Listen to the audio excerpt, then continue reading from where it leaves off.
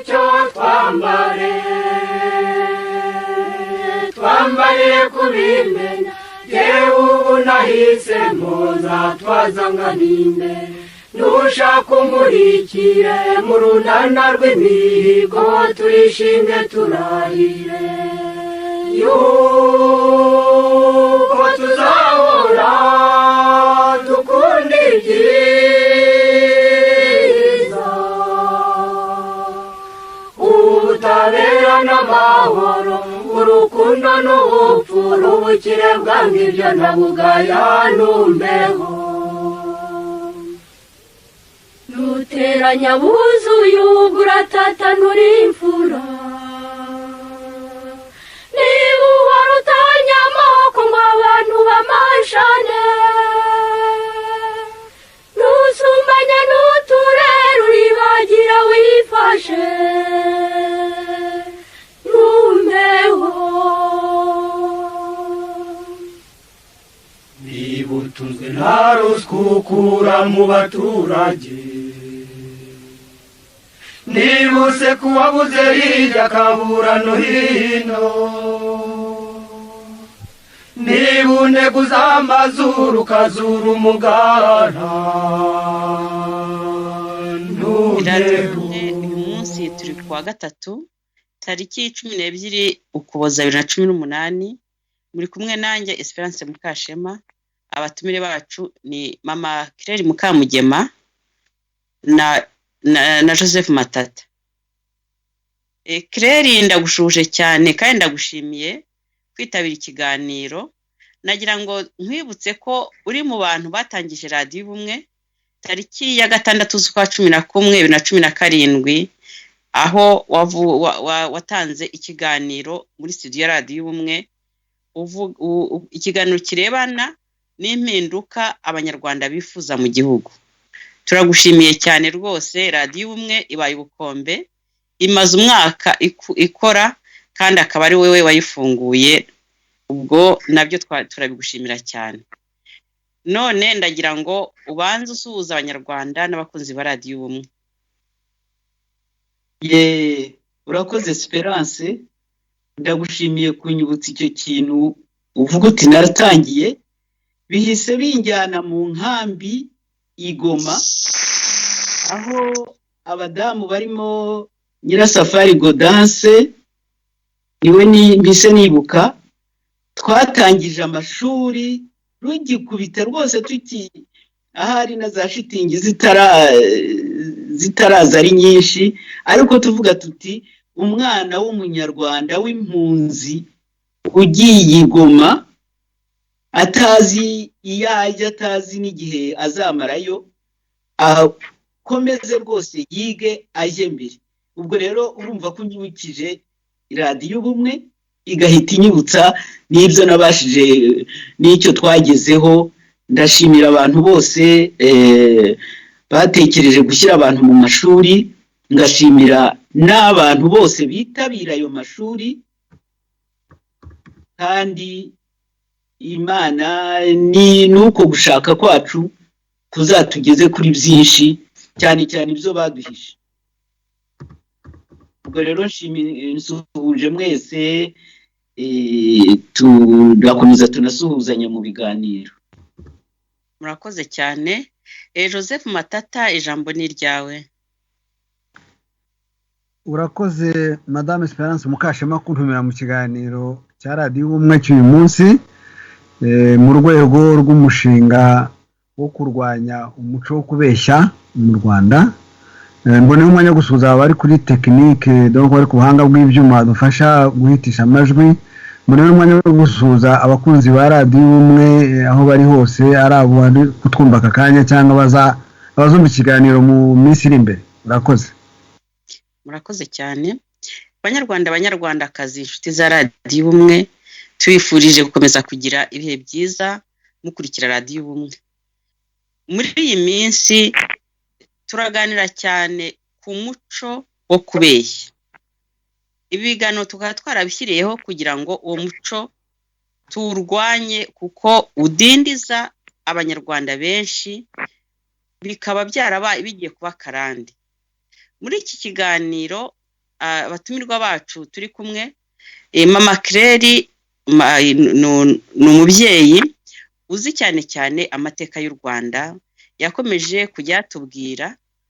None ndagira ngo tubanze dusoma Mama Claire amateka ya 59 murayazi, muzi ko byagenze.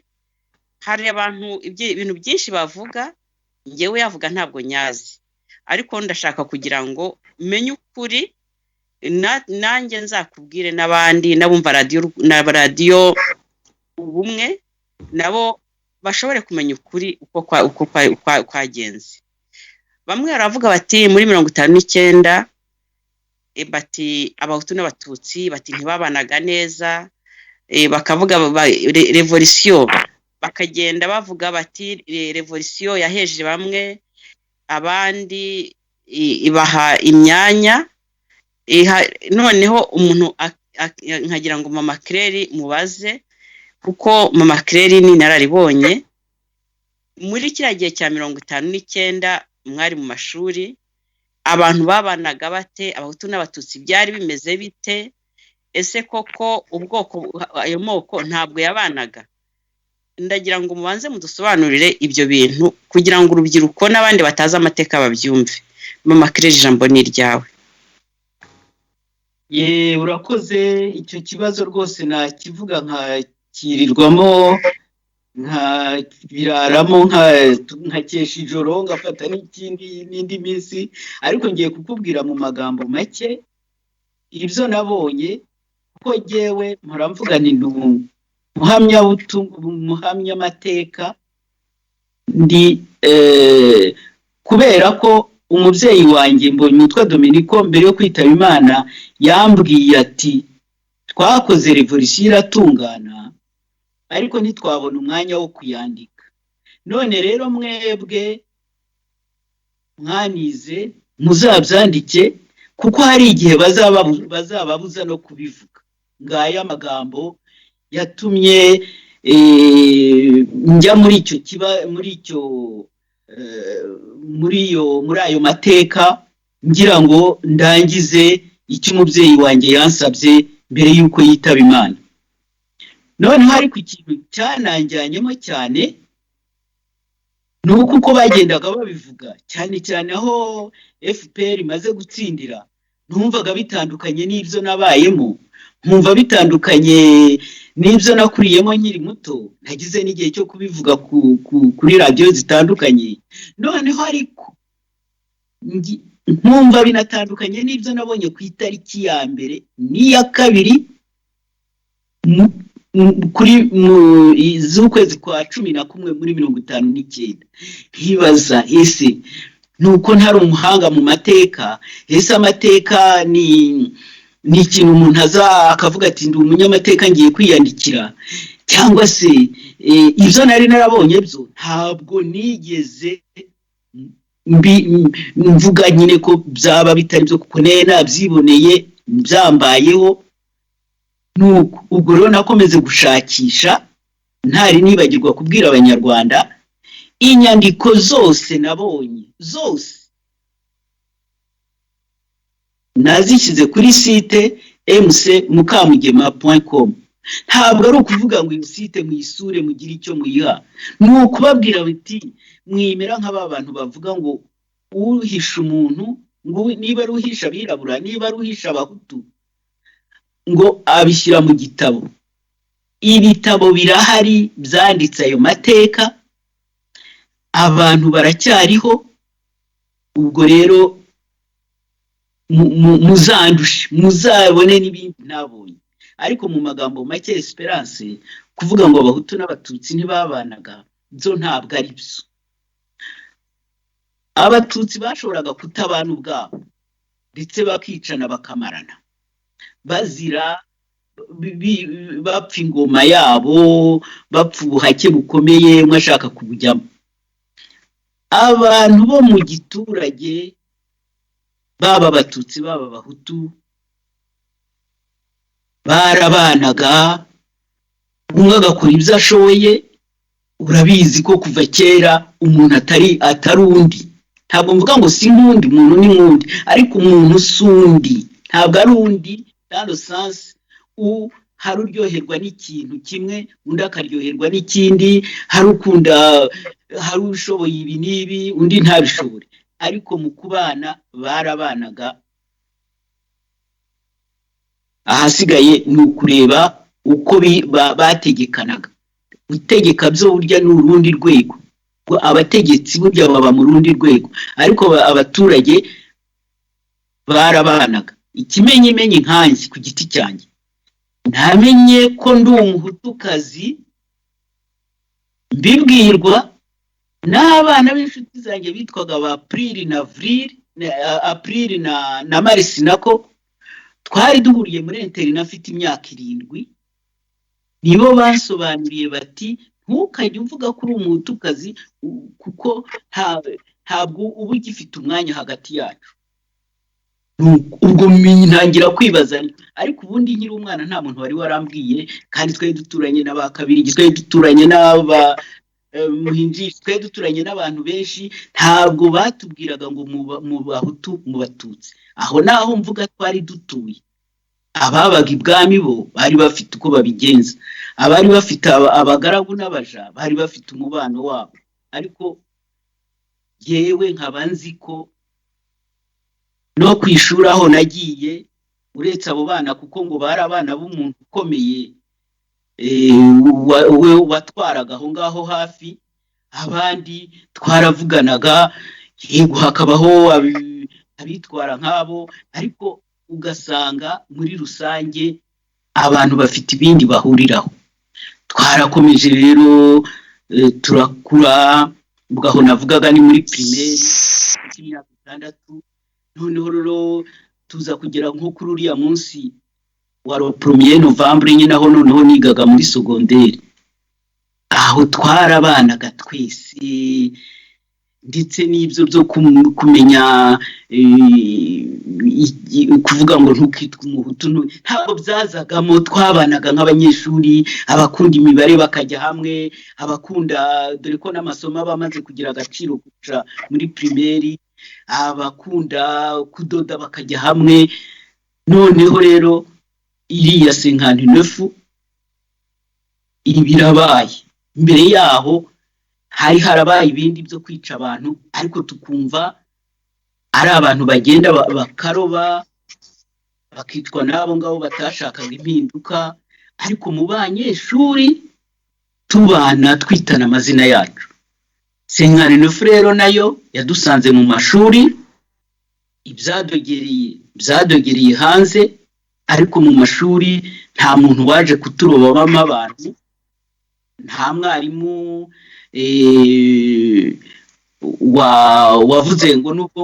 wavuze ngo bamwe nibajya aha nibajya ahandi. N'ubugome bwabaye hagati y'abanyeshuri ku giti cyabo, nk'uwo nakubwiye wenda iwabo bari barabwiye bati wowe uri igitangaza, ntugasangire na bakanaka, uwakaba umwe, bakaba 2, bakaba 3. Ubwo rero yewe nakubwira nti abantu barabanaga, ariko abategetsi, abanyarugomo nabo bari bariho, ntabwo wabihakana. Sinzi rero niba ngushubije, kuko ni ikibazo kitoroshye. Niba hari ukundi hari ikindi nakubwiye cyangwa nibagiwe, twakomeza tukabiganiraho. Nuko Kagame yageze kuvuga muri disikuru ngo mushikiwe ngo yiga ndumva ari Butare, ngo bajyaga bamukurura izuru. Ibyo bintu narabyumvise, noneho kuko nanjye nabaye muri za interina, noneho niyo mpamvu nagira ngo ngandire nkamwe bakuru mu mashuri ukuntu byari bimeze, kuko ibyo bintu ngiye vraiment nabaye shoke kumva ko umushiki we ngo bamufashe bajyaga bamukurura izuru. Ibyo bintu yarabivuze rwose, narabyiyumviye. Ntabwo nigeze mbona abarimu mu gihe cyanjye ntabwo nigeze sinzi mushiki uko angana niba ari mukuru kuri we cyangwa niba ari muto, ariko jewe hari n'abo twiganyiga. Urabona nko kuri iriya foto mbonye umutwa Dominiko amaze icyumweru abaye perezida, yaje mu ishuri kunsura kuko basuraga ku cyumweru cya mbere cy'ukwezi. Ni nayo mpamvu le 1er Novembre 59 yari yaje ku ishuri ryanjye kunsura. Iyo bavuga ko yari yaje gusura undi muntu, jewe simbihakana ariko sinabihamya, kuko uko twari dutuye, uko by'Imana yari ituye, iyo wavaga ahandi hantu uvuye nk'Igitarama, umuhanda nubwo bari n'amaguru basohoreraga kuri kiliziya nako ku nzu y'abapadiri, noneho bakaza bakanyura kuri kiliziya. Ishuri ryacu rero ryari hirya yaho. Nge rero nabonye iwacu basura kuri iryo shuri aho nigaga, hari n'abantu umubyeyi witwa Patricia Mukandanga, nawe wari wasuye barumuna be ku ishuri. Yarababonye kuko we yari mukuru, ntabwo yigaga ku ishuri ariko yari yaje gusura bene nyina twiganaga, arababona ndetse no mu gutaha ngo baratahanye. Ubwo rero buri wese afite uko yagiye abona ibintu bikurikije aho ari. Ubwo rero ntabwo nk'ubwo njye nabonye data ku ishuri ryanjye yicaranye n'abandi babyeyi tuganira na mama n'akana bari kumwe. Ubwo rero njyewe nk'ibyo nari nabonye, ntabwo byarimo ibintu byo kuvuga ngo n'uwo munsi, ntabwo byari birimo ibintu byo kuvuga ngo arakora propaganda iyi cyangwa se arasura abahutu ariko abatutsi aragira ate. No, byari umunsi usanzwe. Umubyeyi yasuye umwana ku ishuri nk'uko yari abifitiye uburenganzira, nk'uko nkubwira Patricia Mukandanga yari yaje gusura bene nyina. Noneho na hariya kuri iriya foto amaze kuba perezida wa repubulika, naho icyumweru cya mbere cy'ukwezi kwa kabiri nabwo yagarutse ku ishuri kunsura, kuko yakundaga kunsura. Kandi n'igihe icyo gihe uretse musaza wanjye mukuru, ni jyewe wari uri muri interina nyine akansura. Nka kuri iriya foto urabonaho nyina wanduhungiriye, araseka arishimye. Patricia n'abaje Truda n'abandi bose barahari. Abo bahagurutse bakazamfasha kwemeza ko amakimbirane ashobora kubaho hagati y'abantu, ariko nta muntu waje kwendereza abanyeshuri mu by'Imana. Kandi urabona hari hashize umwaka revolution yarabaye. Ahubwo Esperance sigaye mfite n'imbaraga nkeya, kandi nyine nakubwiye ko biri kuri site. Ahubwo nk'iyo tariki ya mbere niyo uriya Karekezi warebye, mbonye umutwe yaje gusura umwana ku ishuri akamukurikirana. Ubwo wenda yamubonye ari mu misa, kuko niho twareberaga ko ababyeyi baza kudusura, nuko twahuriraga mu misa nkuru. Noneho twarangiza abanyeshuri tukajya imbere, ababyeyi bakaza badukurikiye. Ubwo rero Karekezi yamubonye aho. Wa mujinya w'abantu rero bagashoza ntambara, ugashakisha uko ari bumugirire nabi. Urumva ko nka Karekezi niwe ureba abantu akumva atabashaka. Tujye tuvugisha ukuri. Padiri Marara uwo nguwo bavuga ngo mbonye umutwe yaragiye gusura, nawe yari umututsi. Karekezi hari nta murusha ubututsi, uretse ko ntazi amagarade y'abatutsi. Ariko we yabonye umuntu mbonye umutwe batari baherukanye, baraganira ndetse aranamuherekeza, kuko bavuga ko yamuherekeje. Noneho bariya bashaka kumukubita, akaba aribo baza kumugarura ku ngufu ngo hari umuntu umushaka. Urumva rero ko imyitwarire y'abatutsi iratandukana, imyitwarire y'abahutu iratandukana, ariko ntabwo ibintu byo gutandukanya abantu nk'ubu ngubu cyangwa byo kugira abantu ibigoryi birirwa bikoresha ibintu ntazi ibyo ari byo ngo ni ukugira ngo bashimwe cyangwa se iby'umuntu uza mbese akabona amafuti y'abantu ariko akayashyigikira kugira ngo ashimwe. Ndumva icyo gihe byari biri mu rundi rwego rw'abategetsi bw'abantu bari ku butegetsi ariko bitari byagera mu baturage ubwabo. Ubwo rero iyo urebye ahubwo usanga byaragiye bikomeza rimwe bijya hanze. Ubu maze imyaka 20 ntari mu Rwanda kandi kuko amakuru avayo atugeraho, umuntu aba afite abavayo birukanka, umuntu abazina uko yavuyemo, ariko ni umuco bagenda bakabiriza kuko babifitemo inyungu. Ngaho mu magambo makeya, niba ari mu magambo make urakoze cyane Makireri. Joseph Matata wabaye muri kiriya gihugu, ngira ngo nawe nakwabera mu bantu basheshe akanguhe, uzi imibanire y'abanyarwanda. FPR iyo ihagaze birakubwira iti umututsi hariya ni umuntu wari waragowe, abantu ntibabanaga, noneho bakazana ngo birukanywe na revolution. Ibyo bintu bivugaho iki? Ese imibanire y'abanyarwanda muri kiriya gihe n'iyubu muri uwo muco w'ikinyoma urayibona ute, uyihuza ute? ugize neza kumbaza icyo kibazo. Nanjye niga nizere kuri Sainte Famille guhera muri 1958 kugeza muri 1956 njya kwiga muri Collège Saint-André. Yewe ndibuka ko ngeze muri Collège Saint-André umuntu wanyicaye iruhande, urabona twari dutangiye 6e latine, ngo ni ukuvuga wa mbere muri humanité latin science za kera babaraga baturuka kuri 6 bamanuka bakarangiza kuri poésie na rhétorique. Ubwo rero ikibazo uko cyagenze nicanye na Nzamba Antoine.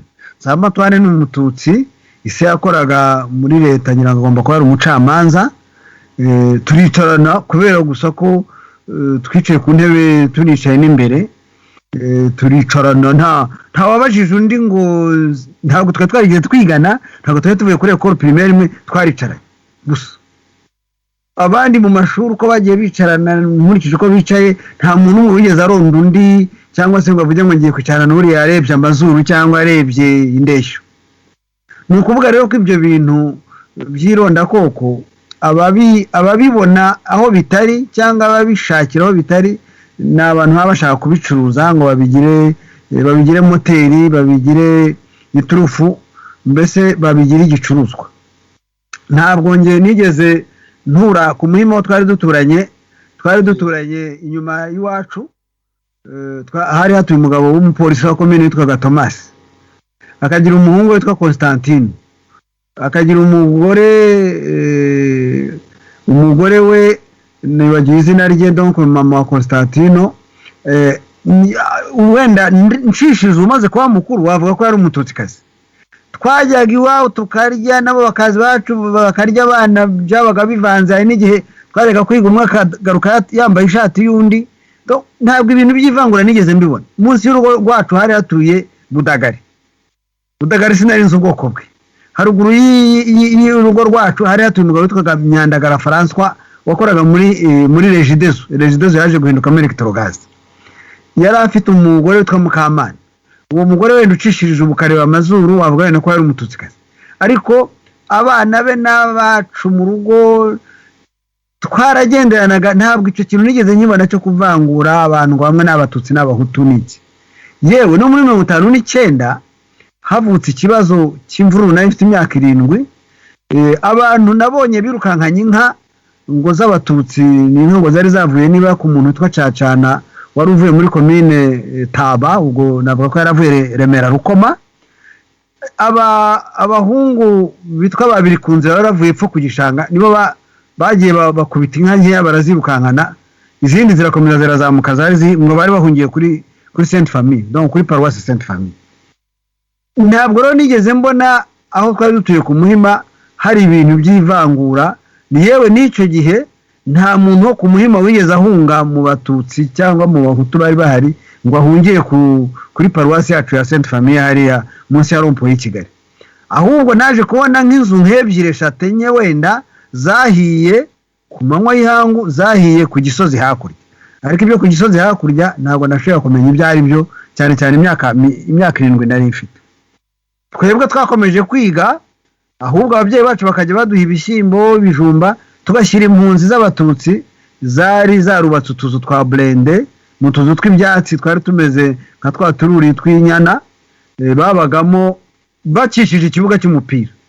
Urumva ko abari Abatutsi bakishije ikibuga cy'umupira kuri Sainte Famille abahazi, na ahantu hirengeye harebana no ku Kacyiru, akaba ari hari kari agace kari munsi ya rompo y'i Kigali na Eglise Sainte Famille iracyahari uko yari hari icyo gihe.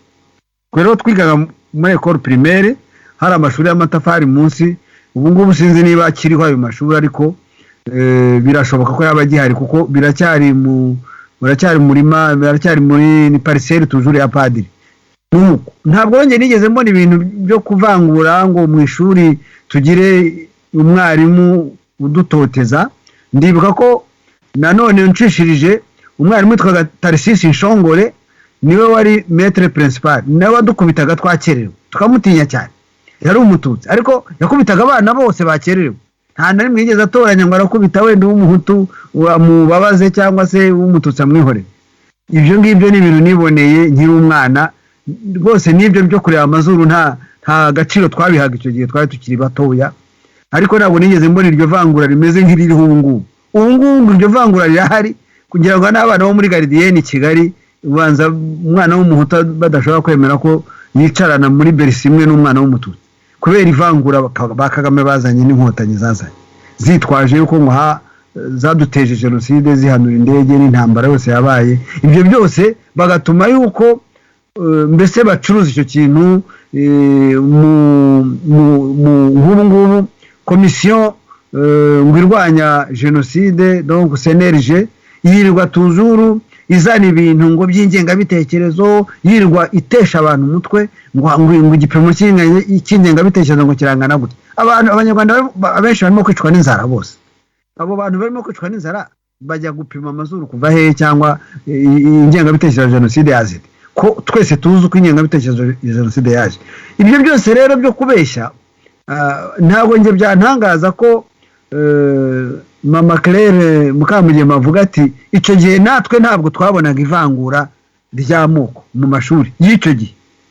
Wenda icyo gihe umuntu yavugaga wenda ngo ubutegetsi bwari mu maboko y'umwamira, ariko twebwe nje niga muri 6e primaire muri 58 byarumvikanaga ubutegetsi bw'icyami bwari bukiriho. Ariko nakomeje no kwiga kurinda ngeza muri 66 nagiye kudefira, nagiye gukora umunyeroko kuri tariki ya mbere z'ukwezi kwa 7 muri 62 nagiye gukora defile hari ubu ngubu bubatse ministeri des affaires étrangères, ministeri y'ububanyi n'amahanga, hari imbere ya ministeri des finances, niho hari ikibuga independence yabereyemo. Nagiyeyo kujya gukora defile kubera ko abana bo muri primaire ya Sainte Famille twagiye kudefira n'abakobwa bo muri baharya haruguru kurepa ko primaire y'abakobwa. Icyo gihe ntabwo abahungu n'abakobwa biganaga hamwe. Urumva, ntabwo iryo vangwa nigeze ndibona. Haba icyo gihe muri 62 tujya kudefira, abana badushyize ku murongo bakurikije uko abantu bareshya, nta wigeze avuga ngo nge sishaka kugendana n'uyu cyangwa ngire gute. Donc ibintu by'ivangura ry'amoko navuga ko byazanywe byongeye gukazwa n'intambara. Iyi ntambara yabaye muri 90 niho byongeye gukara, noneho n'inkotanyi zimaze guhanura indege ya Habyarimana, noneho ubwicanyi bukibasira Abatutsi, ariko n'inkotanyi nazo zigaturuka uruhande rumwe nazo zica Abatutsi. Nongere nibutse ko mu ntera hamwe inkotanyi Kagame yari yashyizemo abasirikare be aribo bitaga abatekinisiye bashinzwe gufasha intera hamwe kwica Abatutsi. Ubwo nawe birumvikana ko yashakaga kugira ngo aryanisha amoko, ajya guhanura indege anashyiramo n'izo ntera hamwe mu zindi, ashyiramo abasirikare be mu ntera hamwe zavuga ko ari Abahutu ariko harimo n'Abatutsi. Ibyo bintu yewe no muri jenoside mu ntera hamwe harimo amoko yombi, ku buryo utavuga ngo harimo ivangura. Ibyo byose rero bikugaragariza yuko ibintu byo mu Rwanda abantu bashyize ikinyoma iruhande rumwe n'ukuri kwazamenyekana nuko byagenze muri jenoside, ibyo byose byazabonerwa ibisobanuro kandi bigafutuka. Ariko kubera ko dufite abantu i Kigali bakunda kubeshya, ntabwo nzi ukuntu tuzabigira. Barakabije, urabona ibyo babeshye umuryango wa Rwigara, urabona ibyo bagenda bakica umuntu bakavuga ngo yiyahuye, bagenda bagakura umuntu muri gereza bakamunyeza bakavuga ngo yatorotse. Ibinyoma biri mu Rwanda birenze kwemera. Nabamagarariye aho ngaho, ariko uko Mukamugema Claire bivuze niko bimeze. Ivangura ry'amoko ryaje gukazwa n'ibyatubaye ejo bundi, inkotanyi zitera zigarutse gufata ubutegetsi ku ngufu, n'uburyo zicunga ubwo butegetsi nabwo zivangura amoko mu Rwanda. Navuga ko ubu ngubu zazanye icyo twakwita ivangura amoko nka ririya ryo muri Afrique du Sud rya apartheid, uretse gusa ko ari abahutu ari abatutsi bavangura abahutu, kuko banabita ko ari abajenosideri, ko ari ibipinga, ko ari interahamwe, babita amazina yose mu rwego rwo kuvangura, kugira ngo babone uko babima ku byiza by'igihugu, kugira ngo babone uko babambura imitungo yabo, babone uko bakomeza kubakubita inkonji mu mutwe no kubatesha agaciro mu gihugu cyabo. Murakoze. Ndagushimiye cyane Joseph Matata. Ngaruke kuri Mama Claire. Mama Claire uzi Gicanda Rosaria, nyina wa Kagame, yabaga mu gihugu Butare. Noneho abantu bakavuga bati mu Rwanda abo batutsi bari bamerewe nabi, byari bikomeye, ariko amateka numvise n'ababyeyi bacu bavugaga Gicanda yari yubashywe cyane. None se Gicanda navuga ko yari umwamikazi, ko yasigaye akabana n'abandi banyarwanda neza. Nagira ngo udusobanurire uko umuzi, udusobanurire no mu gihe cye, ndumva wenda mwabimenya kundusha, kugira ngo abanyarwanda bumve ukuri, kuko aho ngaho hari ahantu bagoreka amateka. Ndagira ngo naho udahadusobanurireho. Gicanda kuko nakubwiye mvuga ntabwo nanariza, ariko naramubonye. Gicanda twari duturanye i Nyanza, mbonye umutwe akora mu rukiko rw'ubujurire na Gicanda yari atuye aho ngaho i Nyanza, na ba procureur Gatwa, murabivuga na Joseph Ndibwami ndetse abiwacu kuko yakoranaga na papa. Aho rwose nta n'uwirirwaga nyuma ya revolution, nta uretse umuntu washoboraga kuba yarahunze cyangwa se yarapfuye, ariko ubundi bari mu myanya rwose. Gicanda yubashywe, baramugumishije no mu nzu ye i Nyanza, yaje kuhava nyuma bamushyira mu nzu i Butare ku bziriza decision z'ubutegetsi. Aho rero mwibukira uriya mwamikazi nuko muri 1969 twahuye n'ibintu byo guta umurongo. Noneho buruse nari ifite hano mu Bubiligi barayihungura, ko niko byagendaga. Reka ntitukajye twibuka ko ubanza tuba dusangira na bike, noneho ugasanga ngo basangira bike bitana ibisambo, ugasanga nyine n'icyo kintu nacyo kirimo. Noneho rero barayihungura. Ujya ufata umwaka 1969. Yego. Buruse yanjye nari mfite barayihungura. Noneho bazana ibintu byo kujyana abakobwa muri Universite y'u Butare. Twabaye abambere rero twagiye i Butare. Ubwo rero ibintu byo kuducumbikira muri Butare byaragoranye pe. Baducumbikira kure ya Universite. Noneho tugomba guca mu cyo bitaga Arboretum. Ndahabona. Rero umuntu wese watuye Butare arayizi. Washoboraga kuyinjiramo kunyurukuma ntuzagaruke rwose. Byari ibintu biteye ubwoba. Yari ya Pakistan ya abantu b'Ibutare rero bajya inama, twari kumwe n'abakobwa babiri bari batuye i Butare, bati hariya hantu ntituzabishobora. Nibwo rero twigiriye inama yo gukodesha tagisi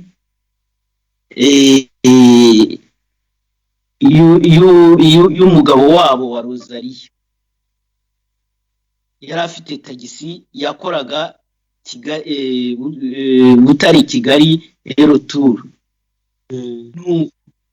Ariko naje ku umuntu wagiye, kuko byagombaga kugira ngo ahindure porogaramu ye, ajya abanza dufate noneho abone kujya gukora rero yasikuye. Urumva ko byari arrangement. Ariko ngo Gicana ngo yaramubwiye ati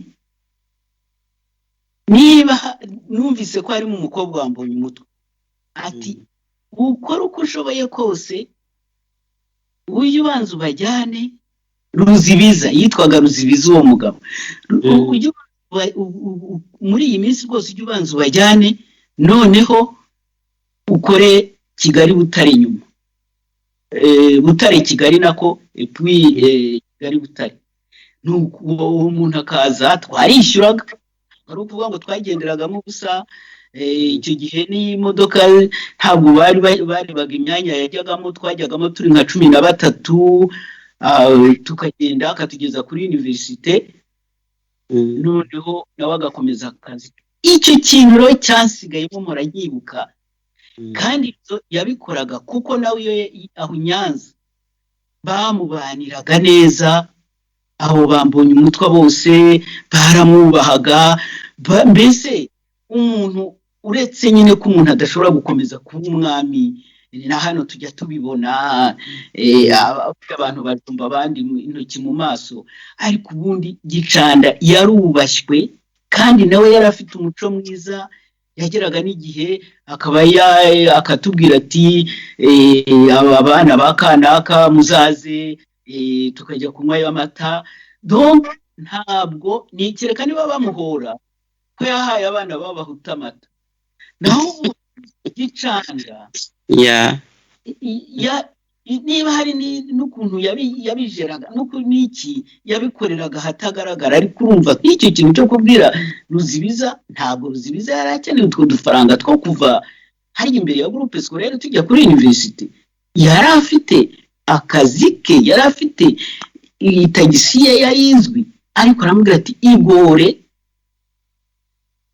ujyana abo bakobwa, kuko bumvaga bose bavuga bati kugira ngo abakobwa batraverse Arboretum mu gitondo kare bagire bate. Urumva izo mpuhweze, urumva kandi n'icyo cyo kuvuga ati niwo iwabo twarabanye. Ntabwo yaranze, sinigeze ngera niwe rwose turi Butare. Ariko umukobwa wari wagiye kubaza iby'iyo tagisi niko yaje ambwira. Ibyo ngo ukabifata gutyo, ariko nyuma yaho wazasubiza amaso inyuma bikakubwira byinshi. Ubwo rero nihagira umuntu uvuga ko yewe ndi Butare, ubwo nyine nahamaze imyaka 2 biga, cyangwa na nyuma yaho, nta muntu wigeze erega yari yiyubashye, kandi wabonaga nta buriganya burimo. Buryo nyine no mu gihe cya kiriya ntambara nawe yarwanaga rwose ashaka ko amahoro, ko abantu batanga amahoro. Yarwanaga avuga ati tuzabigarukaho nyuma, kuko hari ikinyoma cya le 1er Novembre cyabaye, cyatumye amateka agorama, noneho bituma n'ibindi byose biba icyo kintu bakakigoreka, n'undi akakigoreka, aho kugira ngo abantu bakore bavuga amateka uko yabaye. Umbabarire Esperance mpite mbivuga kuko numva ngenda nanirwa. Oya, wakomeza nta kibazo. Itariki ya mbere z'ukwa 11 nabonye ababyeyi banjye basuye bombi barataha nkuko n'abandi batahaga. Bigeze nijoro abantu bankuye mu buriri nibandya inzara bansunika bagira bate bambaza bambwira ngo cyaso cyapfuye cya nyoko cyatorongeye. Aho rero ejo bundi nabisobanuriwe na Karekezi birya yavuze ati niyo ngira imbunda mba naramurashe, kuko bari bamutumye agomba ko yaragiye ahubwo abeshya ko yamukomerekeje, ko yamukubise, mbese bigatuma muri iryo joro ry'itariki ya mbere rishyira irya kabiri aribwo abantu twiganaga ku ishuri n'ababikira bari bahari bambwiraga bati cyaso cyapfuye cya nyoko cyatorongeye, ari nayo nkuru yakwiriye mu gihugu cyose. Koko papa yari yakubiswe, koko nawe yari yabakubise, cyane cyane ko yarengeraga mama. Noneho rero ngo abakubita amubwira we ati wiruka. Noneho rero bituma akomereka ku gikonjo, muganga ajya kwivuza atanga n'ikirego ku imashini ya Kayibanda, imashini yayitiye Kayibanda, atanga ikirego. Icyo kirego uzakibona kuri site yanjye. Noneho anamusaba kumuzana mu by'Imana. Sinarinzi Kayibanda, ariko nyuma yaho naje kumenya ko uwo muntu bazanye yari Kayibanda. Aje kureba ibyambayeho, apfutse, abyimbye mu maso, afite ubwoba, bavuga ngo banyuze mu rukomero baza ngo none ngo banyure ikirengeri bataha, mbese bafite ubwoba. Kuko yiba yaratekerezaga ati ngiye kureba umwana wanjye uko byamugendekeye. Ariko uretse abo bantu bari bampohoteye nyine muri iryo joro, bandya inzara, bansunika, bancira, ubundi Karekezi ntabwo yari yageze mu ishuri, amahirwe y'Imana abaho nayo. Ubwo rero urumva nyiriri ya tariki ya mbere ni Gashoza Ntambara Karekezi. Naho mbonye umutwe we yari yigorewe. Ku ya kabiri rero ubwo ngubwo yaje ku ishuri, harimo nyine kureba, ntibari banavugaga bati bari bafite ubwoba ku buryo hari niyo bambwira bati tukujyane, jewe nari guhitamo kujya gukubitwa. Ibyo nibazaga nti azutse ate, bigenze biti, kubona mama shoke.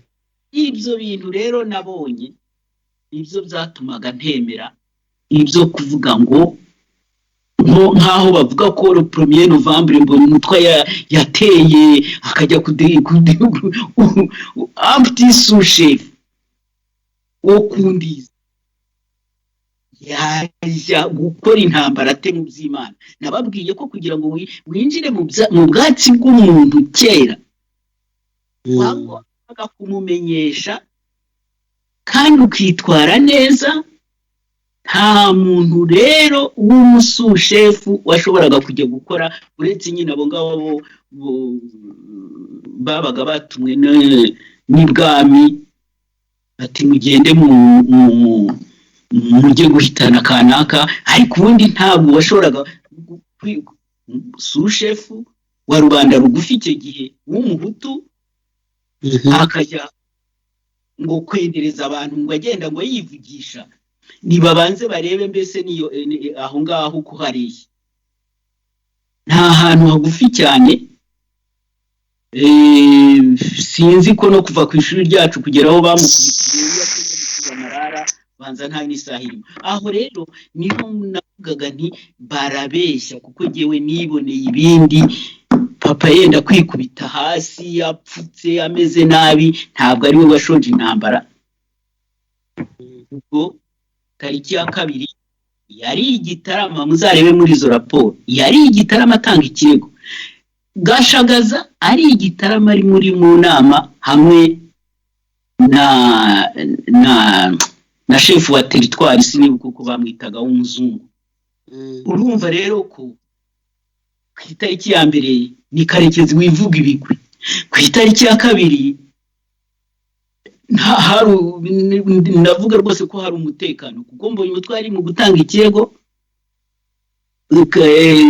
Gashagaza ari Igitarama mu nama, ntabwo rero wajya kuvuga sinzi impamvu niba ariko les historiens bagomba kuvuga bagafata itariki izasigara mu bantu akaba ariyo bavuga ngo nta revolution nayo yari igize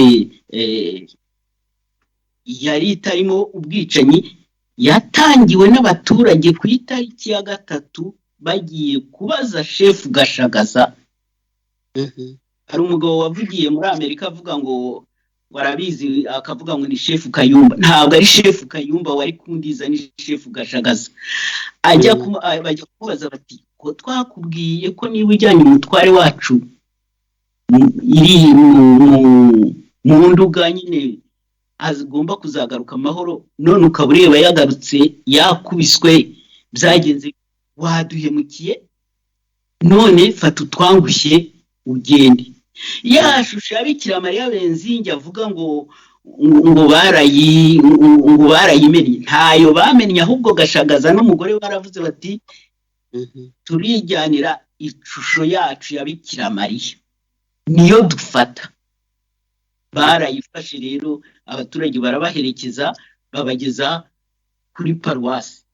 Ntabwo mvuga ko ibintu bikorwa umuntu w'ibyo byo kubabwira ngo nibagende wenda bitari amahane, ntabwo ariko ndavuga ko ku itariki ya 3 nta muntu bajya kwa Gashagaza, nta muntu abaturage bakozeho, kandi nibo bari bijyanye ngo umutwe ngo rwose no kwegura umutwe ni Hamana, kuko ngo bari bamukubise, kuko nk'ubwo Karekezi abyivugira. Iyo umuntu akubwira ati iyo ngira, kandi bari abantu benshi, bari avuga ngo yari kumwe n'umuntu umwe ariko ngo bari benshi. Ubwo rero simbona impamvu hagomba amateka yacu agomba guherekezwa n'ibinyoma bidafatika. Hari uwavuze ngo mbonye umutwe ari kwigara, mbonye umutwe ntiyarazi no kugenda kwigara. Ibyo bintu abantu bari babizi, barabimuseka, ntabwo yarazi, kandi yari kumwe na mama. Donc ibyo nibyo navuze nti Esperance umpamagaye muri iki kiganiro, nawe Matata uvuga uti ndarwanya ikinyoma, ndagufasha hakwereka ko nanjye ngimaze iminsi nkirwanya. Naruhutse ejo bundi mbonye igitabo cya Jacques kirimo izo dokima zose, abo bagabo, yaba Gashagaza, yaba Mbonyumutwa, yaba Isaac Kanuma watuvuraga nyine, bari bahamagaye kuza kureba ibyabaye, bose biyandikiye n'intoki zabo. Nta hantu Gashagaza muri raporo yavugamo Mbonyumutwa.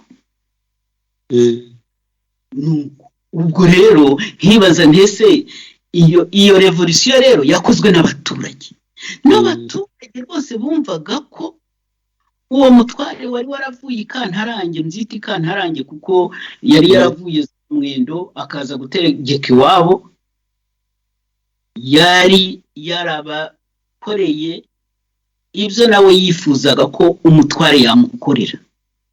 Hari abasore bari kwandika kuri kurumu yiviteye, baravuga bati yahize impyisi. Koko mu bintu yakoze nuguhiga izo mpyisi, kuko niba mwebwe muri abana, impyisi zarazaga zigatwara amatungo, impyisi zigatwara abana, umugore akajya guhinga ahetse umwana akamurambika aho ngaho uko ahinga, impyisi ngo yakerererewe mu bihuru aho ngaho ikamutwara. Umugore ari amashyamba hose, amashyamba no muri iyo mirima bahinga na ninjoro, ihene warayizirikaga, impyisi ni muri icyo gihe niko byari bimeze. Abantu rero ngira ngo barakora amateka yacu bakurikije, bamwe bakurikije iby'Ikampara, abandi bakurikije ibyo barimo hano i Burayi. Ubwo rero aranga mu bintu yakoraga kuwa 6 andohoro y'akazi ke akarangije, yajyanaga n'abasore, dore ko buryo abahigi babayeho kuva kera mu Kinyarwanda rwose, abantu barahigaga, bakajya bahiga izo mpyisi zose bazikura muri ibyo muri ayo aho mu bisamu mu kumandi hariya ibihuru, bakura mu bihuru rwose baragenda ngo bazijyana mu isenga yazo Imarenga. Nuko abo noneho umubyeyi rero akajya kwihingira akazirika ihene ye atavuga ati ndasanga impyisi yayitwaye. Nk'icyo kintu rero ntabwo ari quantifiable kubona umuntu agira sécurité kandi akajyana nabo kuzihiga kandi umuhigo ugataha kwambura umutwa kandi birimo abaturage bo muri shefuri zose. Ntabwo ari ikintu. Ibyo rero ni ukuvuga ko kuva kera abanyarwanda abantu bose aho bari bakunda umutegetsi ubumva, bakunda umutegetsi wishyira mu kigo cyabo. Aya magambo sigiye uyavuga n'abana na Regire Jone nizo bavuga. Nicyo yabarushije. Ntabwo ari ukuvuga ngo yagiye akora propaganda. Nta nubwo ari muri MDRSP yari gukora propaganda yanditse. Buriya Karekezi yigeze kuvuga ngo yagendaga ngo akora propaganda. Naho hantu yanyuraga ntabwo hari hatuye. Murakoze kugira ngo mbasobanurire mugerageze kumva ikinyoma ukuntu gishobora gukoreka abantu. Kandi baravuga ngo barahera ngo kubyo muri Senkani Nufu, iryo zina rya Mbonye umutwe reka sinakubwira, baragiye aho yarakinguye barataburura n'ibyo bakorera abandi bose. Narabanje ndavuga nti hari abababaye kurusha simbe nabitindaho, ariko ikinyoma kidukururukaho. Ni nka kwa kundi bakubwira bati politike nushaka kuyigema kuko niyo utayijyamo izagusanga aho uri. Ubwo rero urumva ko mpiniye aho, ariko ndifuza ko umuntu wese uzi gusoma azasoma ibitabo bya Jaspers, akarebera izo dokima zirimo, akareba ibyo Gashagaza yivugira, yewe ndetse azanasangamo kuri site yanjye wazasangaho n'umugabo witwa Nkusi wari sous-chef kundiza aho ngaho, nawe ahungutse avuga ngo byo Mbonye umutwe yamukoreye ibiki byose muzabibonaho. Reka ne kwiharira ijambo. Nimucyo twambarire kubimena, jyewe ubu nahisemo nzatwazanga n'imbere. Nushaka umurikire mu runana rw'imihigo, turishinge turahire yuko tuzahora dukunda ibyiza, ubutabera n'amahoro, urukundo n'ubupfura, ubukire bwange ibyo nabugaya ntumbeho. Nibishyari riri kuzonga ugatera urugukize, ugashengurwa n'agahindi ubonye abahiriwe, urwaho urutoki ubundi urundi rubuze mu bupfura ntumbeho. Mama Claire ndagushimiye cyane kuko ibyo bintu n'ubwa mbere nabyumvise, ntabwo nari mbizi, kuko umuntu arumva yakomeza kumva rwose ko ibinyoma ni birebire. None ndagira ngo nkomereze kuri Joseph Matata. Joseph Matata, leta ya FPR iravuga ngo jenoside ngo yatangire muri 59. Mama Claire adusobanuriye ubwo bushotoranye. Umuntu avuye gusura umwana we, agiye mu misa, baramuteze baramukubise. Noneho barangiza kandi bakavuga bati dore baratwendereje byagenze gutya na gutya.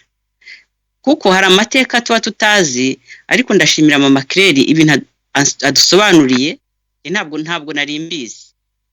Ibintu birirwa bavuga buri gihe ngo jenoside ngo yatangire muri 59, ubyumva ute ukurikije amateka, ukurikije n'ibyo wasomye n'ibi Mama Claire atubwiye? urakoze kumbaza icyo kibazo.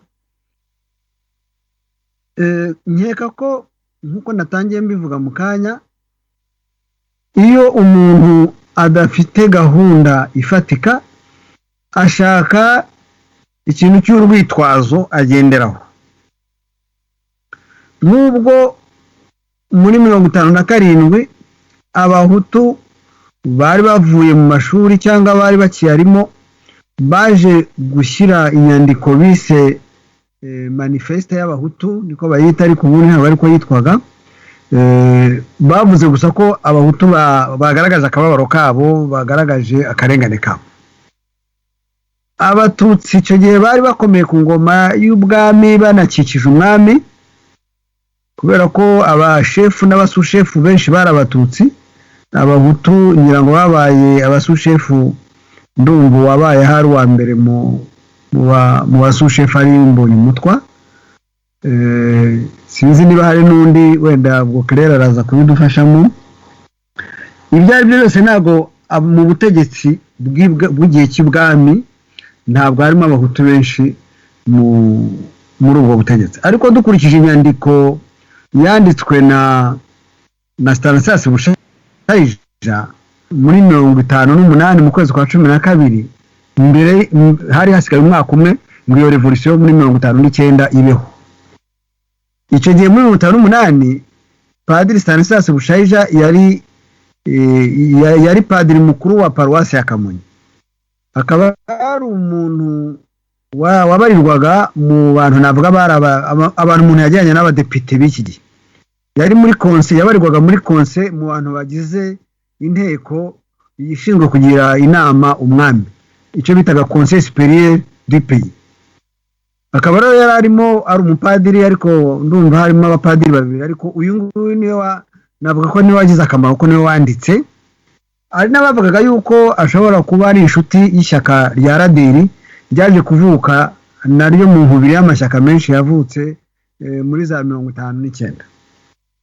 Kuba rero Padiri Stanislas Bushayija yaranditse iyo nyandiko agasobanuramo ukuntu abatutsi baje gufata ubutegetsi bakoresheje amayeri, kuko avuga ko abatutsi bagera mu Rwanda, niwe ubyandika n'umututsi nawe, uwo mupadiri yari umututsi, yanapfuye muri 90 mu kwezi kwa 10 rwose inkotanyi zimaze gutera, niho yapfuye. Yari asigaye abi Burundi muri paruwase y'I Burundi hafi mu mujyi wa Bujumbura harira. Nkaba rero yaranditse avuga ati ikibazo cy'abahutu n'abatutsi ni ubutegetsi, kuko abatutsi bagera mu Rwanda, we yavuga ko abatutsi baje mu Rwanda bakahasanga abahutu bafite nabo ubutegetsi bwabo bafite, ari nabo nyine nyuma abatutsi bamaze gufata ubutegetsi, bamaze mbese navuga bamaze gutsemba abami b'abahutu basanzeho, nka kuriya nyine babisha ba perezida, bamaze kwica perezida 4 muri kariya karere dutuyemo, bakaba bashaka no kwica wa 5 Nkurunziza Pierre y'Uburundi. Ibyo bintu byo kwica abategetsi, byo kwica abantu usanze, aho kugira ngo mwe mwategekana cyangwa se mwese mwakumvikana mugacunga igihugu cyanyu, ibyo bintu byo kwica umuntu usanze ku butegetsi bari tukicara ku ntebe yari yicaye bamaze kumwica, iyo ndwara barayifite. Nta Habyarimana bagombye kumwica kugira ngo nyine bafate ubutegetsi nka kuri. Ibyo bintu babikoze rero na kera, uko Stanislas Bushayija byandika, avuga yuko baje gufata ubutegetsi bakoresha amayeri. We ntiyandika ko babishe, ahubwo nyuma yaho abagaragu b'ibwami mu gihe bangaga gusangira no kumvikana n'abahutu, baramaze kubaza icyo kibazo cyabo muri iyo nyandiko yiswe Manifeste des Bahutu. Baje kuvuga yuko ngo bo ntacyo bapfana n'abahutu, ngo ko abahutu ari abagaragu babo, banabaza no kuvuga ko bo baje bagakuraho abo bitaga abahinza b'abahutu, nta nubwo babitaga abami, mu gifaransa babitaga les rois tolés, mu kuvuga ko bari ubwami, bari abantu b'abami bato cyangwa se basu bwami ngake, abakuru bari bavuga mu cyangwa ngo basugabo. Urumva ko harimo agasuzuguro konyine, gusanga umuntu mu karere atuyemo cyangwa ku musozi we cyangwa mu rugo rwe barabivuga musuzuguriramo. ibyo rero yarabyanditse ariko aza kuvuga ikintu gikomeye muri iyo nyandiko. Yavuze mbese ko baje bashora inka zabo baraza, abahutu barabakira barabana, abahutu basanga rwose abo bantu abanyabwenge bavuga neza bashoboye, bazanye inka noneho ngo baza kunywana, noneho baza kuvuga ko bagomba noneho kwitoramo umuyobozi rero baje kwitoramo yabaye umututsi. Noneho ngo abatutsi bene wabo ngo bakajya bamuhakwaho, agenda bagabira nuko mbese abatutsi ngo baje gufata ubutegetsi. Muri iyo nyandiko nuko yabyanditse yabisobanura. Ariko njye nagaruka ahantu yavuze hajyanye n'umuco wo kubeshya. Yabivuze mu Gifaransa ariko ngiye kugereza kubivuga mu Kinyarwanda, ariko hano umuntu yabanza akabasomera mu Gifaransa kugira ngo mushobore kuhumva kuko aho hantu nyine harakomeye. Aravuga ati si le Mututsi reconnaît l'Européen des compétences dans le domaine technique, électricité, physique, mathématiques, etc. Si lui reconnaît l'intelligence du livre, ubwenge bwo mu gitabo, il déplore son absence de finesse d'esprit. Savoir travestir la vérité, donner le change sans éveiller le moindre soupçon est une science qui fait défaut à l'Européen et que le Mututsi est fier de posséder. Le génie de l'intrigue, l'art du mensonge sont à ses yeux des arts dans lesquels il s'enorgueillit d'être fort habile. C'est là le propre du Mututsi, et par contagion et par réflexe de défense de tout Munyarwanda. Mbishyize rero mu Kinyarwanda ni ukuvuga ko mu by'ukuri nyine abazungu bageze mu Rwanda bashatse kugira ngo bazane ibintu byo kurengera ikiremwamuntu. Ibyo rero abatutsi byarabajijishije, bo umwami yaricaga agakiza, umuhutu akaba umugaragu wabo, kuzana ibindi byo kuba ko abantu baba bareshya by'amatangazo mpuzamahanga bavuga ngo turezo musontego andinite et androit, reka da ibyo ntabwo babikozwaga. Noneho umututsi akabona umukozi, akabona umuzungu nako akamubona akabanza agatangazwa n'imitekerereze ye kuko batatekerezaga kimwe batanakoraga kimwe. Yamubonyemo umukozi ugendera kuri tekinike, umunyabugenge aho kuba umuhanga nk'uko bigaragara mu mvugo nyarwanda zikunze gukoreshwa. Abazungu ntibazi ubwenge bw'abazungu.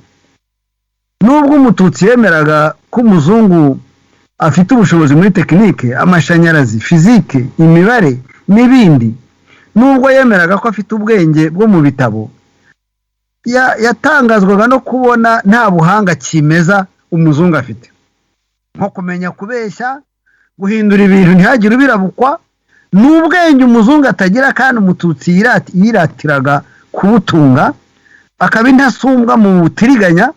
Umwuga wo kubeshya kuri we ni ubuhanga yiratira kubamo intarushwa, ni kamere k'umututsi, no kubera kwigana n'impamvu zo kwirwanaho bikaba ibya buri munyarwanda. Ubwo urumva nagerageje gucishiriza mu Kinyarwanda ibyo nari maze kubasomera mu Gifaransa, ariko mu Gifaransa niho byumvikana neza kurushaho n'Ikinyarwanda cyanjye gikeya.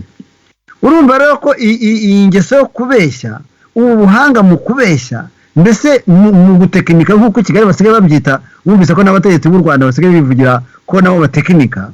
Urumva ibi byo gufata ikintu ukakigoreka kandi kigafata, ugafata umuntu ukamuhimbira ikintu ukamwikoreza urusyo kandi rugafata, ugafata umuntu ukamunyinyika ukamubeshya kumirwa akazarabuka ashaje. Ibi bintu Padiri Stanislas Bushayija yabishinjaga bene abo b'abatutsi, akanavuga ko byahindutse umuco w'abanyarwanda bose mu rwego mbese rwo guhishahisha ngo urebe yuko umuntu atamenya aho uva n'aho ujya ngo abe yakugirira nabi. Mbese bisigara ari nka reflexe de défense. Ari byo rero yise ngo ni kamere k'umututsi, no kubera kwigana n'impamvu zo kwirwanaho n'abahutu n'abatwa nabo bari barize kubeshya gutyo, mbese bigana nka bya n'abavuga ngo uturutse bukuru bucyakwiriye hose. Niba ibwami harabaga amatiku yo gutiriganya y'abantu bagendaga bakanyagisha abandi cyangwa se bakajya guhakwa ngo barebe yuko bagira icyo bahabwa, akenshi bakoreshaga uwo muco w'ikinyoma muri urwo rwego rwo guhakirizwa.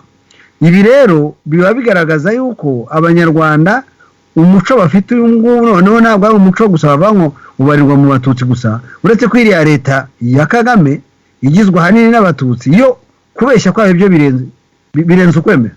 Urabona rwose abahutu n'abatutsi bahoze mu Rwanda bose iyo uvuze inkotanyi bahita bakubwira bati ziriya zo kubeshya ni semuhano.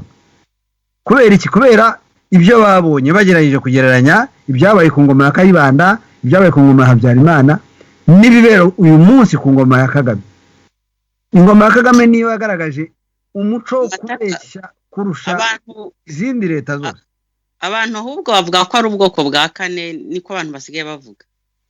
Yewe nabyo bizashoboka, urumva. Ubwo rero ni ukuba ko umunyarwanda yumvaga ko guhisha sinzi aho mvuye, sinzi aho ngiye, sinzi uko bimeze, sinzi uwo mpuye nawe, sinzi umpaye akantu, sinzi icyo nariye, sinzi icyo ndi burarire. Ibyo byose byagarutse muri uwo muco, bigana abo bategetsi b'icyo gihe, bigana abo bantu bavuga ko ari abanyabwenge. Urumva rero umuco waje guhinduka noneho wo kubeshya. Iyi porogaramu twayishyizeho tubisaba bwa mbere ko turwanya umuco wo kubeshya. Twabitangiye bwa mbere tariki ya 21 z'ukwezi kwa 11 mu mwaka wa 2006, biturutse ko hariyo tariki Uwiringiyimana Juvenal yaje kuburirwaho irengero ari hano mu Bubiligi, kuko mu gitondo yavuye imuhira tutazi umuntu umuhamagaye, aragenda ntiyongeye kugaruka. Hanyuma bongeye kumubona tariki ya 17 z'ukwezi kwa 12. Urumva ko yarashize hafi ibyumweru birenga 3 hafi, bamubona yarapfuye kandi atagifite umubiri, utagifite ibice byawo byose, ibyo mu nda byose nta cyari kirimo, yewe n'ukuboko kumwe baje kukubona Ivrivolde, kandi umurambo wundi bawubonye hari i Buruseli muri Canal de Charleroi, donc nuriya mugendo yicamwe amazi hariya wambukiranya Buruseli yose. Ubwo rero icyo nashaka kuvuga hanga nuko uyu muco wo kubeshya abanyarwanda nibatawuhagurukira uzabarimbura ubwawo. Ntabwo ukiri umuhutu gusa cyangwa umututsi cyangwa umutwa, ahubwo noneho wahindutse umuco wa leta y'i Kigali. Urabona nka biriya babeshyeye umuryango wa Rwigara bakamwica, abantu bakavuga ngo yakoze accident y'imodoka kandi bamwishe. Umuryango we wabihakana bakawushakira biriya byaha, bakawusenyera inzu, bakabana bafunze. Numvise none uyu munsi bavuga ngo bagiye kujurira. Ubwo none ntibabuze ibindi ibinyoma bashonashonye, nanone ejo bundi bazakubitaho ngaho. Urumva akava ko babonye ibindi bimenyetso, kandi bya mbere umucamanza yaravuze ko batashoboye kugaragaza icyaha aho cyaba cyarakorewe. Wa Rujugiro ayabatwa Tribeti bamutwaye ibintu bye, ibi byose murabizi. Bari umutungo wa Kabuga wose bavuga ko yakoze genocide, nyamara nta namwe bigeze bagaragaza uruhare rwa Kabuga muri genocide, uretse kubivuga gusa mu magambo aho bakabifitira nk'uko bafitira ibi byose. Mukamugema mumaze kutubwira, atubwira ukuntu ise batangiye kumwikorera ngo niwe wateje revolution, ngo yari yo gutwikira no gukora genocide y'abatutsi. Kandi bimaze kugaragara ko abatutsi ubwabo b'icyo gihe, cyane cyane bari mu butegetsi, aribo bagize uruhare rwo gutangiza imvururu n'ubwicanyi no gutera abahutu muri icyo gihe. Ndagira ngo mvuge amazina y'abantu bato nako y'abantu bakeya bamenyekanye icyo gihe kandi batewe.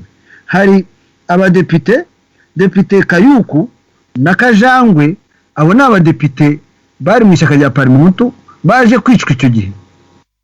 Bari abayoboke ba Parmehutu baje kwicwa icyo gihe, bari mu de Parmehutu baje kwicwa icyo gihe. Uwitwa Secyugu nawe yaje kwicwa. Hanyuma hari abandi nabo batavugaga rumwe n'ubutegetsi bw'umwami icyo gihe, bavugamo uwitwa Sindibona, bakavugamo uwitwa Pole Pole. Ngira ngo banza hari undi nta witwa Munyagikwiye wari urimo cyangwa ni ngiye wibeshya. Ariko abo mbahaye nabaturutse nibo bantu ba mbere babaye bishwe batewe mu ngo zabo cyangwa bategewe mu nzira. Abandi bantu bakomeje kugira uruhare mu bintu by'imvururu byabaye mu Rwanda n'abaswahili, abo bitwa abisilamu. Icyo gihe bavuga ko ari abaswahili. Abaswahili barangwaga no gutura hamwe, urusisiro rwabo bakavuga ko batuye hamwe nk'uko hari i Kigali batuye mu Biryogo hariya Nyamirambo.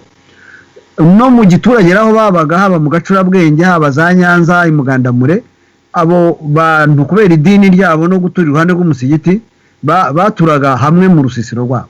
Noneho izo soresore z'abisilamu nizo abarunari muri 59 gukomeza 60-61 nizo bakoreshaga mu gutega mbushi ambuscade, bakanduranya bagashotora abantu bari mu mashyaka ya Prosoma cyangwa ya MDR.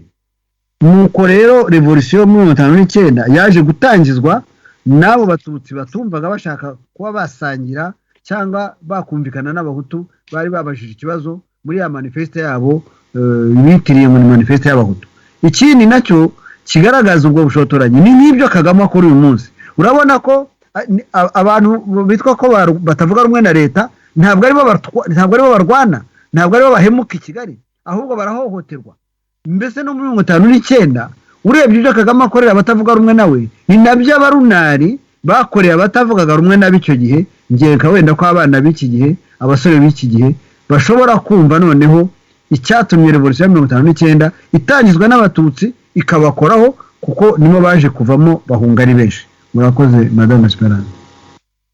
Murakoze cyane Joseph Matata, kuko rwose njye mu mateka ntabwo nyazi ni mu gicuku, kuko na histoire du Rwanda mu ishuri ntabwo nayizi. Ndabona amasaha yatujyanye mu gusoza.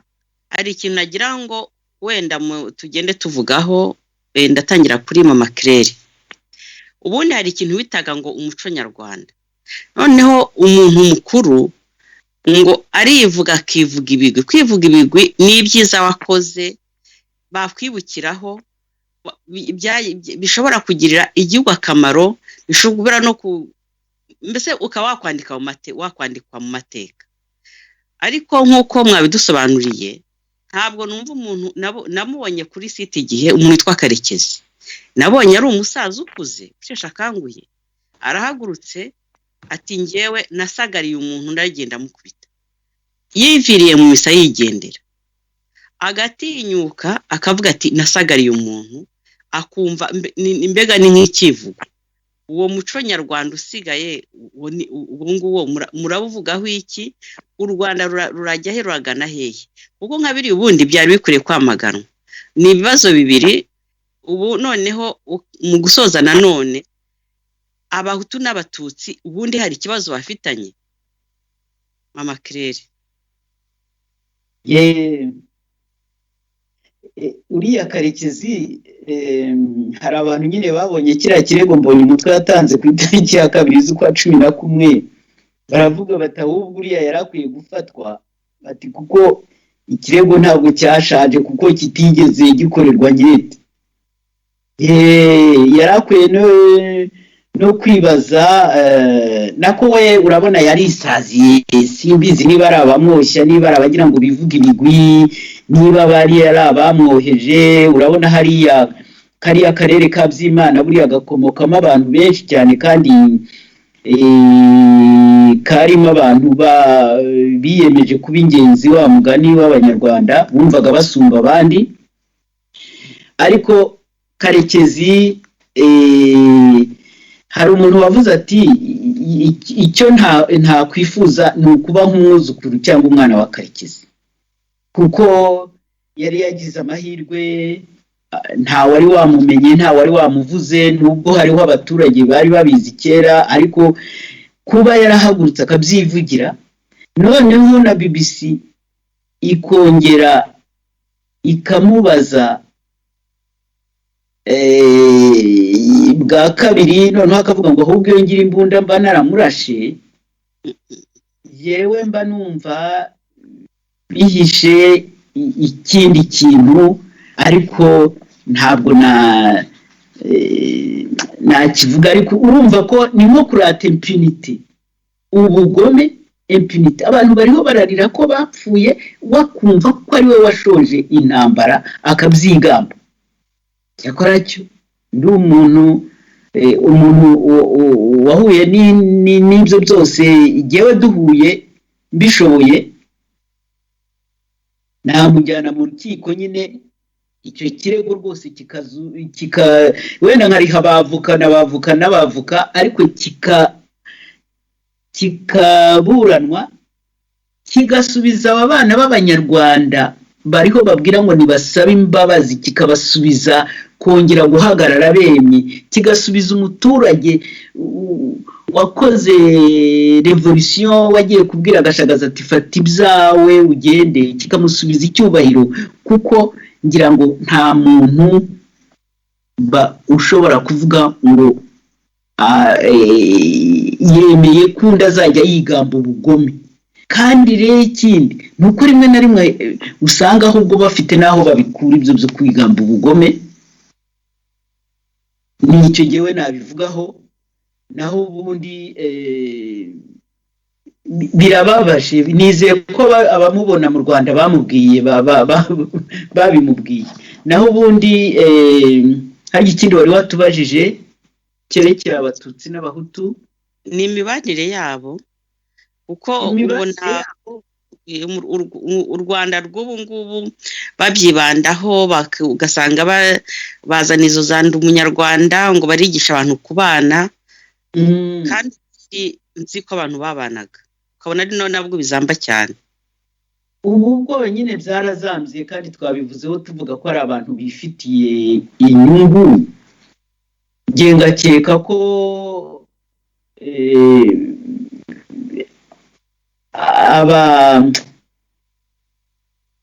ababirimo bitaboroheye, ariko batabirimo bagomba kubyamagana. Yego hari ubwo abantu batinya abandi, nge sinjya mbeshya, hari ubwo nshobora gutinya ndebye umuntu nkavuga ni, cyangwa se ndebye n'umuntu uba mu Rwanda nkaba nagira ubwoba, ukaba abantu bakohererezanya biriya bintu ngo nimwitonde. Ariko ngewe mbona navuga nka bariya abazungu bavuga bati ntugatinye kubaho, jya witwararika, wumve ko mugenzi wawe, ko uburenganzira bwawe utangiriraho bwa mugenzi wawe buherera. Ariko kubisobanura ntabwo byoroshye, kuko utinya gupfa ni uburenganzira bwe. Ariko nitukomeze rero kugira ngo ahubwo twahurira ku kuri twese, urumva espera, tugize amahirwe tugahurira ku kuri. Si nkutunga agatoki ngo umututsikazi ntununga agatoki ngo umutukazi, ahubwo tugahurira kuri uko kuri, kandi tukagushaka. Ntihagire umuntu uza ngo ambwire ngo dore ngo kanaka, oya nimbanze ndebe uwo muntu icyo yantwara, uwo muntu impamvu yagira icyo antwara, noneho umuntu abyibaze. Ahubwo dushingire ku kuri, twese dushaka ubuzima. Nicyo navuga, ariko bumva ko atari message y'agatangaza, ni message isanzwe. Gushingira ku kuri, singe ndeba umuntu ngo kubera yuko nzi ko ari wo mu bwoko n'ubu ngo buriya ngo byagenda bitya na bitya, hanyuma rero ababikuramo icyo kurya bwo urumva ko utamuhagarika. Ariko nawe amaherezo nyine nta komandire, nta gahora gahanze, mu magambo make nta gahora gahanze. Ibyiza nuko twatanguranwa, ahubwo tugakora umubano, tugashaka umubano. Noneho ryemeye message ntanga, ndabwiye nti Banyarwanda, ubumvaga afite ipfunwe kubera 59 arihanagure atera imbere. Mbese byaragaragaye ko ari ibinyoma, byaragaragaye ko uwo bakwiye gusingiza mu bugome bwe no muri Gashoza ntambara nabo Batutsi bahunze icyo gihe bakagenda bajye babaza Karekezi, kuko niwe nyirabayazana. Hari byo kuvuga ngo bazirirwa bari bikoreye Mbonye umutwa, ibyo nibabikureho, bikwirirwa bikoreye Kayibanda, kwirirwa bikoreye abandi bose bamakuza, nibabikureho, nibabaze Karekezi, niwe yaragaragaye, yarivugiye. Ibyo rero nibyo nabwira umuntu wese yaba umututsi yaba umuhutu senkani nufu ni iya Karekezi 1 Novembre ni Gashoza ntambara Karekezi. Ndagushimiye cyane mama Claire. Joseph Matata, ubona abahutu n'abatutsi bapfiki?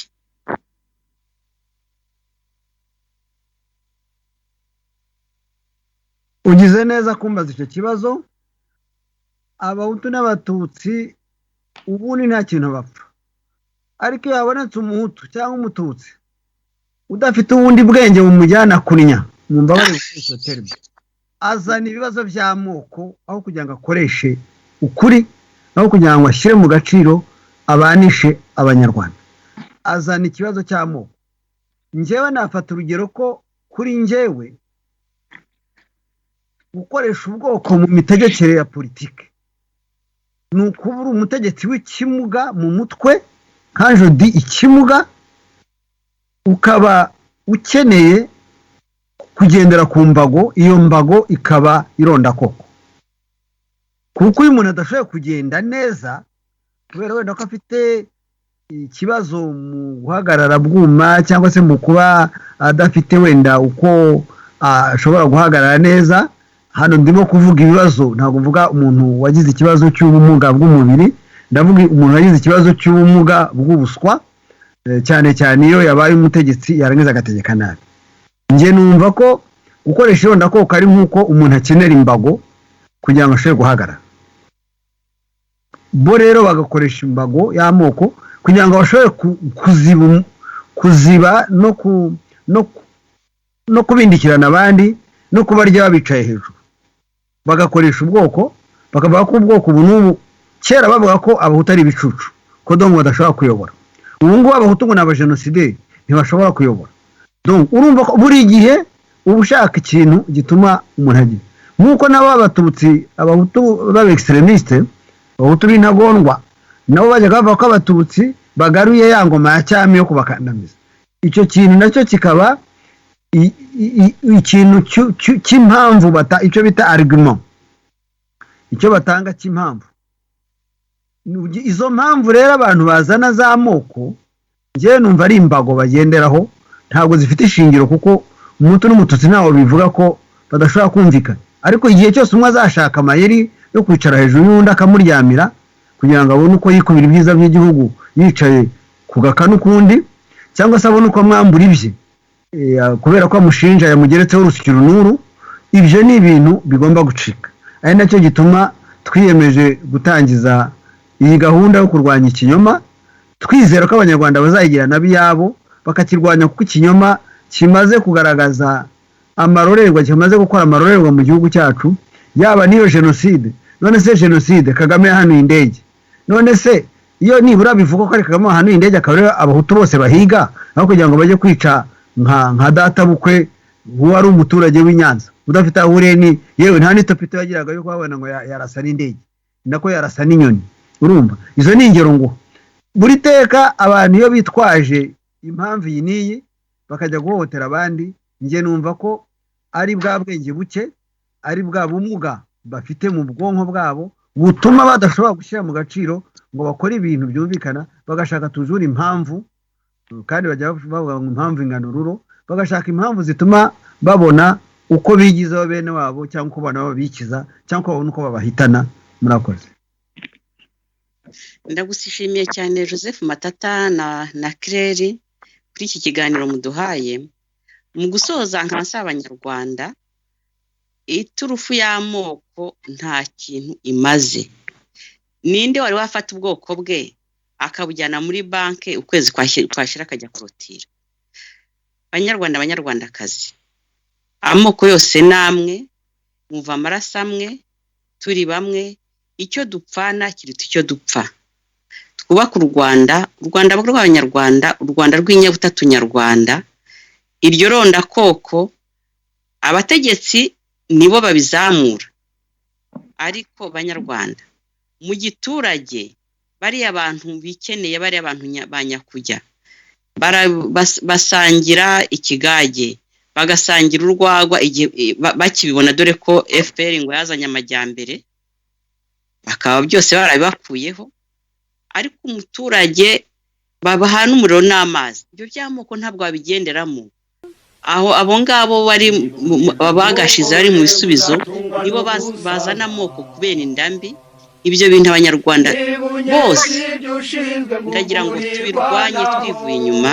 Murakoze mwese, mugire ibihe byiza naho ubutaha.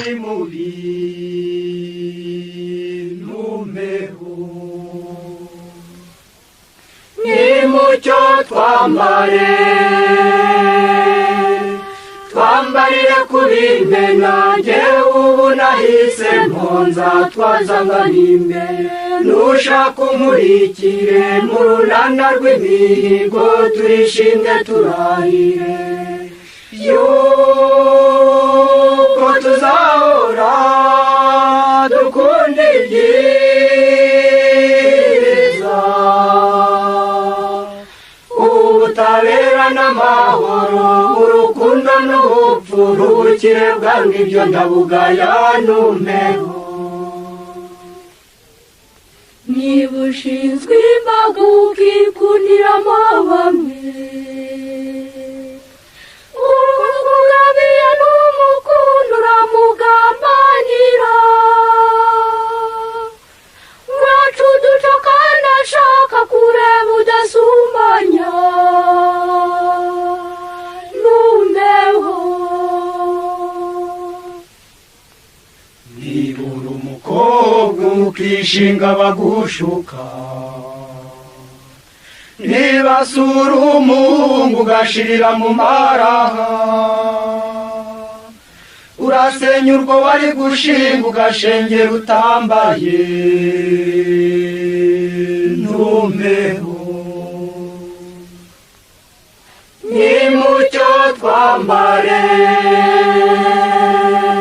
twambarire kubimena, jyewe ubu nahise mponza twazangana imbere. Nushaka umurikire mu runana rw'imihigo, turishimye turahire yuko tuzahora dukunda ibyiza, ubutabera n'amahoro, urukundo n'ubupfura, ubukire bwange ibyo ndabugaya numpeho. Muco mwiza wakureze ntugatume udindira, muri abandi jya utora ibyiza ibifutamye ujugunye. Nibura wumva iby'abandi ugatana urwo wambaye numpeho. Nimucyo